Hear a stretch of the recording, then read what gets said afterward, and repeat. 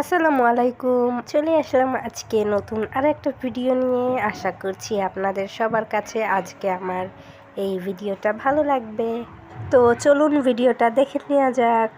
আজকে আমরা তৈরি করতেছি প্যানকেক, আর আজকে এই কেকটা আমি না, আমার আম্মু তৈরি করবে। সো প্যানকেকটা তৈরি করার জন্য এখানে ফার্স্টে 2টা ডিম ভেঙে নিয়েছে, আর সাথে নিয়ে নিয়েছে 1 কাপ চিনি। আর চিনিটা হচ্ছে পরিমাণ মতো আর কি, যার যতটুকু লাগে। তো আমরা 1 কাপ চিনি নিয়ে নিয়েছি। এখন চিনি আর ডিমটাকে ভালোভাবে ফেটিয়ে নিতে হবে যতক্ষণ না পর্যন্ত চিনিটা গলে যায়। চিনিটা যেন তাড়াতাড়ি গলে যায় তার জন্য আমি এখানে আধা কাপ দুধ দিয়ে নিলাম। আমার তো আর তর্স হচ্ছে না, আর আমি বুঝতেও পারছিলাম না যে আম্মু আজকে কি বানাবে। আমি আম্মুকে জিজ্ঞেস করেছিলাম কি বানাচ্ছ, কিন্তু আম্মু বলতেই চাচ্ছে না, বলতেছিল দেখতে থাকো। তো এই তো এখন দুধটা দিয়ে সব একসাথে ভালোভাবে মিক্সড করে নিচ্ছি। একটু ভালোভাবে নাড়াচাড়া দিয়ে এগুলো একটু ফেটিয়ে নিতে হয়, তাহলে প্যানকেকটা অনেক বেশি সুন্দর হয়। এখন চলে যাব মেইন প্রসেসে। এখন আমরা এখানে দিয়ে দিচ্ছি শুকনো উপকরণ, আর এখানে আমি প্রথমে দিয়ে দিচ্ছি 2 কাপ ময়দা, আর দিয়ে দিচ্ছি 2 চামচ কোকো পাউডার। এখানে আমি বেশি কোকো পাউডার দিইনি, 2 চামচই দিয়েছি, কারণ বেশি দিলে তেতো লাগবে। সো 2 চামচটাই বেটার। তারপর দিয়ে দিয়েছি 1 চামচ বেকিং পাউডার, আর 1 চিমটি লবণ।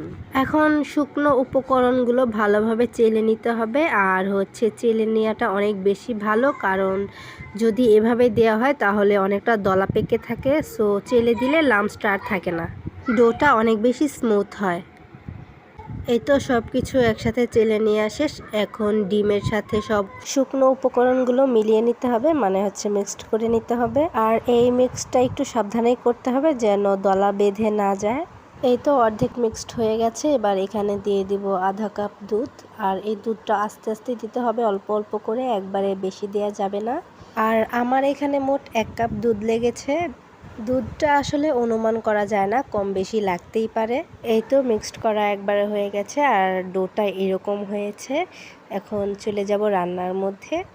এখানে আমি প্রথমে প্যান বসিয়ে নিলাম, আর প্যানের মধ্যে অল্প একটু হাত দিয়ে তেল মাখিয়ে নিয়েছি।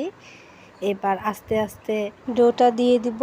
এটা তৈরি করার সময় প্রথমে আমরা চুলার আন্দাজটা বুঝি নাই। সো এটার আন্দাজটা ডোটা যখন প্যানের মধ্যে দিব তখন চুলার আঁচটা একদমই বাড়ানো থাকবে, আর বাড়ানো অবস্থায় 20 সেকেন্ড এটাকে একটু রেখে দিব। দেন সাথে সাথে চুলাটা কমিয়ে দিতে হবে, তা না হলে নিচে দিয়ে পুড়ে যাবে।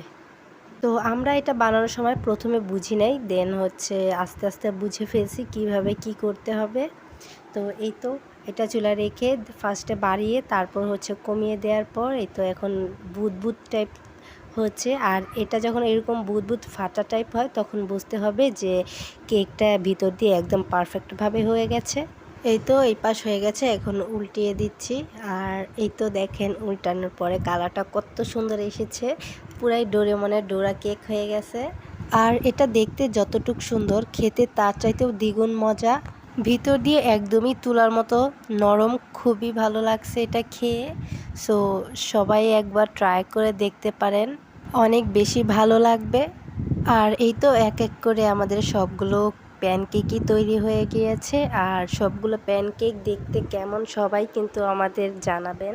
আমাদের 2 কাপ ময়দাতে মোট 9টা প্যানকেক হয়েছে, আর অলরেডি 2টা কেক আমার ভাইয়া খেয়ে ফেলছে। আর এই তো এখন একটা কেক নিয়ে আমার আম্মু দেখাচ্ছে কতটা ভিতর দিয়ে নরম হয়েছে, আর কেকটাও দেখতে কতটা সুন্দর হয়েছে। তো আপনাদের কাছে এই তৈরি করা প্যানকেকটা কেমন লেগেছে অবশ্যই আমাকে কমেন্টে জানাবেন। আর সবাই ভালো থাকবেন, সুস্থ থাকবেন, আমার জন্য দোয়া করবেন। আল্লাহ হাফেজ।